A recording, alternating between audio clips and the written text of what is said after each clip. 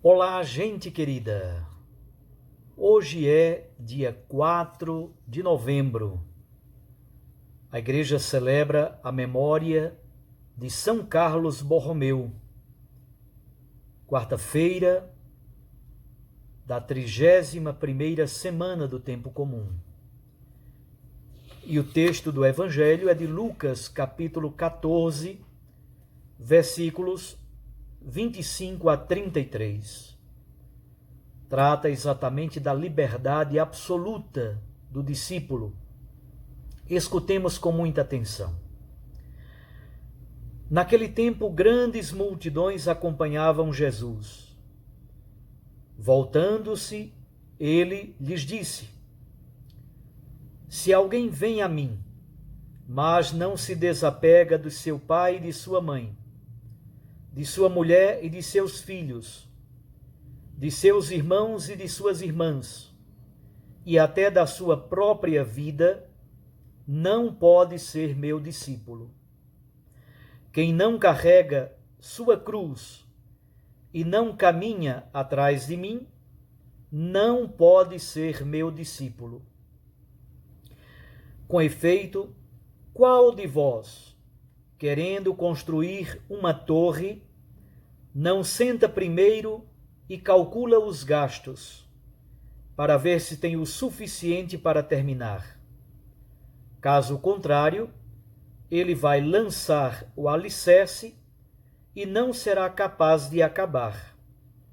E todos os que virem isso começarão a caçoar dele, dizendo: Este homem começou a construir e não foi capaz de acabar. Ou ainda, qual o rei que, ao sair para guerrear com outro, não se senta primeiro e examina bem se com 10.000 homens poderá enfrentar o outro que marcha contra ele com 20.000? Se ele vê que não pode, enquanto o outro rei ainda está longe, envia mensageiros para negociar as condições de paz. Do mesmo modo, portanto, qualquer um de vós, se não renunciar a tudo o que tem, não pode ser meu discípulo. Palavra da salvação. Glória a vós, Senhor. Minhas irmãs e meus irmãos, o texto do Evangelho de hoje, como vocês podem perceber, tem uma estrutura muito simples. Primeiro, os versículos 25 a 27, que tratam do desapego, da liberdade, do seguimento de Jesus carregando a cruz. Depois, Jesus dá dois exemplos. 28 a 30, o primeiro exemplo, a construção de uma torre. 31 e 32, o rei que vai para a guerra. E, finalmente, no versículo 33, temos a conclusão do relato. O que está em jogo, então?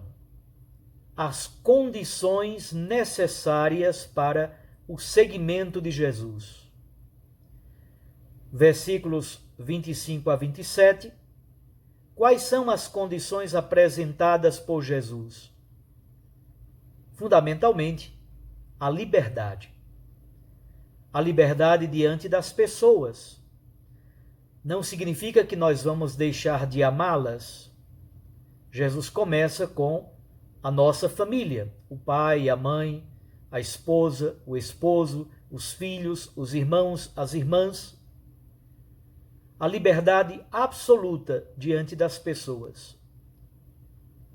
Esse desapego absoluto que nos ajuda a compreender que as relações novas do reino de Deus não se fundamentam mais nos laços de sangue, mas fundamentalmente nos critérios do reino, nos critérios do Evangelho.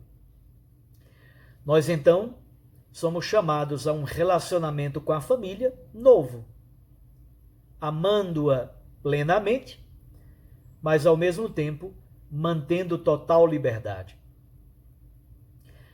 A segunda liberdade é a liberdade em relação às coisas materiais, a renúncia, o desapego, usar os bens materiais em função da vida, em função da evangelização, em função do reino de Deus. Não para sermos escravos deles, mas o contrário. Os instrumentos, os bens materiais se tornam meios para a evangelização, em função do reino de Deus. E finalmente Jesus diz a liberdade absoluta até diante da própria existência, tornar-se livre até diante de si mesmo, renunciar à própria vida, não ter medo de se entregar. Aqui eu fico pensando muito nos missionários e missionárias que deixam as suas terras, deixam as suas famílias, vêm para países longínquos, para outras famílias, a maioria deles inclusive morre e é sepultada nestes outros países. Praticamente é uma renúncia praticamente absoluta à sua cultura, às suas raízes, a um processo tão profundo de inculturação que aquele povo para onde aquele missionário foi enviado torna-se o seu povo, a sua família, a sua pátria. É algo verdadeiramente muito bonito.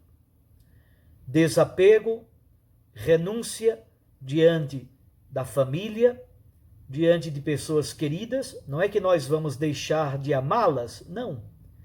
Mas este amor é transfigurado, ele é plenificado no coração do próprio Cristo, que é o amor por excelência. A liberdade e a renúncia às coisas, a liberdade e a renúncia absoluta diante da sua própria existência. São estas as condições do seguimento. Na liberdade, sem ilusões, sem romantismos, conhecendo as dificuldades da missão, mas ao mesmo tempo conhecendo esta imensa alegria de ser todo de Cristo e de entregar a vida, a saúde, os valores, os dons que temos, entregar tudo pelo reino de Deus. Jesus, então, para falar destas condições do seguimento, ele conta dois exemplos. Primeiro, alguém que vai construir uma torre. Jesus, olha, se você vai construir uma torre, você deve se sentar e calcular bem as coisas para você não começar a construção e parar pela metade. Então é preciso ter clareza das exigências do seguimento para não abandonar o seguimento de Jesus pela metade ou quando surgem as dificuldades ou perseguições. Mesma coisa, o exemplo do rei que vai para a guerra. O rei tem 10 mil homens. Será que ele pode, com 10 mil homens, guerrear contra o outro que tem 20 mil? Ora, se ele perceber que não dá, ele deve mandar uma comitiva para negociar a paz. É muito interessante e até paradoxal. É o grande paradoxo, a grande ironia do Evangelho. O bonito é perceber que na primeira parte do Evangelho, Jesus fala de para segui-lo, para ser fiel ao seguimento, é preciso ter liberdade absoluta, exatamente para renunciar aos meios, à família, aos meios materiais, aos bens materiais e até à própria vida. Nos dois exemplos que Jesus dá exemplos para dizer, se com estes meios, com aqueles recursos ou com aqueles soldados, se pode construir uma torre ou ir para a guerra. Aqui está o grande paradoxo do Evangelho. Os meios ou os não meios. Na liberdade absoluta, nós somos chamados a responder com alegria e entusiasmo o apelo de Deus, sem colocar a mão no arado e olhar para trás. A palavra de Deus desse dia, olhando para o exemplo bonito de São Carlos Borromeu, grande arcebispo de Milão, um grande santo, um grande mistagogo, um grande catequista, um grande pregador, olhando para o exemplo deste santo, nós também somos convidados a colocar a mão no arado e a não olhar para trás. Tomar a cruz com Cristo, continuar subindo com Cristo para Jerusalém. Aí está a razão da nossa existência, a liberdade plena e a alegria de sermos seus discípulos e discípulas. Continuemos firmes no seguimento, amando incondicionalmente a família, utilizando os bens materiais a serviço do reino, amando a própria vida. Mas exatamente porque amamos a nossa família e amamos a nossa existência, é que nós somos capazes até de relativizá-las por causa de um bem absoluto muito maior. A nossa única razão, a nossa única paixão é Jesus Cristo e o seu reino. Fique com Deus, com sua Mãe Maria Santíssima. Recorde que a palavra aquece o coração e a Eucaristia nos lança para a missão. Até amanhã, se Deus assim nos permitir. E eu os abençoo, em nome do Pai, e do Filho, e do Espírito Santo. Amém.